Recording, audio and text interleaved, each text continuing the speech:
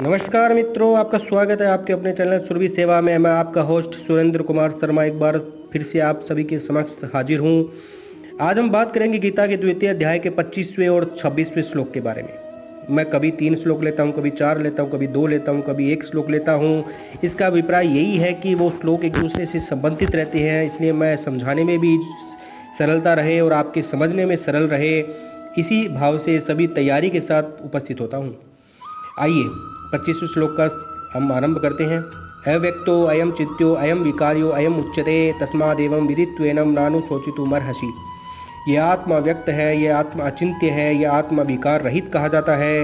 इससे हे अर्जुन, इस आत्मा को उपयुक्त प्रकार से जानकर तू शोक करने के योग्य नहीं है, अर्थात तुझे शोक करना उचित नहीं है।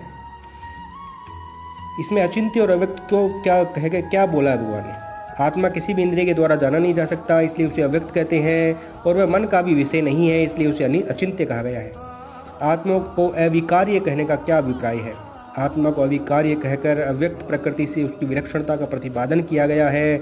अभिप्राय यह है कि समस्त इंद्रियां और अंतःकरण प्रकृति के कार्य हैं, वे अपनी कारण रूपता प्रकृति को विषय नहीं कर पाते, इसलिए प्रकृति भी अव्यक्त और अचिंत्य है, किंतु वह निर्विकार नहीं है, उसमें विकार होता है, और आत्मा में कभी किसी भी अवस्था में विकार उत्पन्न होता ही नहीं, अतएव आत्मा प्रकृति से अत्यंत विलक्षण है।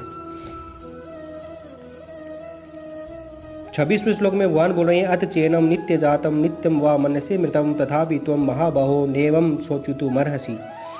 किंतु यदि तू इस आत्मा को सदा जन्मने वाला सदा मरने वाला मानता हो तो भी हे महाबाहो, तू इस प्रकार शोक करने के योग्य नहीं है। अब इसमें भगवान ने ऐसा क्यों कहा कि तू जन्मने वाला और सदा मरने वाला मानता हो? इसमें भगवान ये बोल रहे हैं कि ये उपयुक्त वाक्य जो है, ये इसमें भगवान भाव दिखा रहे हैं कि वास्तव में आत्मा जन्मने और मरने वाला नहीं है, यही बात यथार्थ है। तो भी यदि तू इस आत्मा को सदा जन्मने वाला अर्थात प्रत्येक शरीर के संयोग में प्रवाह रूप से सदा जन्मने वाला मानता हो तथा सदा मरने वाला मानता हो, अर्थात प्रत्येक शरीर के वियोग में प्रवाह रूप से सदा मरने वाला मानता हो, तो भी इस मान्यता के अनुसार भी तुम्हें इसके लिए इस प्रकार शोक करना उचित नहीं है।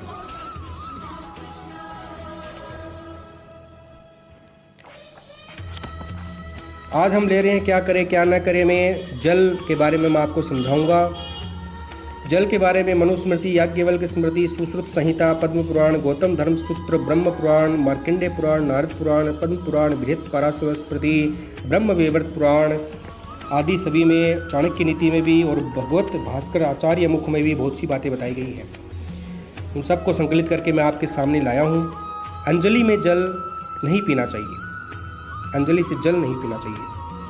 बाएं हाथ से जल उठाकर अथवा जल में मुंह लगाकर पशु की तरह नहीं पीना चाहिए। बाएं हाथ से पिया हुआ जल आदि मदिरा के समान माना गया है, जिसकी शुद्धि चांद्रायण व्रत से होती है।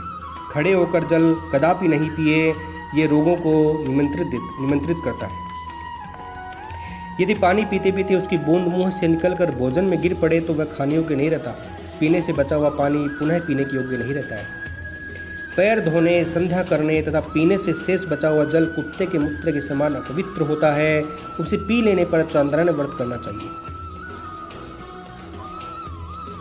यदि जलपात्र को ग्रहण करके मल मूत्र का त्याग किया जाए तो वह जल मूत्र के समान पीने योग्य नहीं रहता, उसे पीने पर चांद्रायण व्रत अवश्य करना चाहिए। तो मित्रों, ये बातें बतलाई गई हैं, इनका ध्यान रखें। विशेष रूप से गृहस्थ आश्रम में जो रहते हैं प्राणी, उनको विशेष रूप से ध्यान रखना आवश्यक है। शास्त्र हैं, शास्त्रों में बहुत सी बातें हैं जो हमें ज्ञानवश भूलवश हम भूल जाते हैं। मैं उन सबको आपको याद दिलाता हूँ। इसी के साथ मैं अपनी वाणी को विराम देता हूँ। आप इस चैनल के साथ बने रहिए, लाइक सब्सक्राइब और इसको व्यूज़ बढ़ाइए।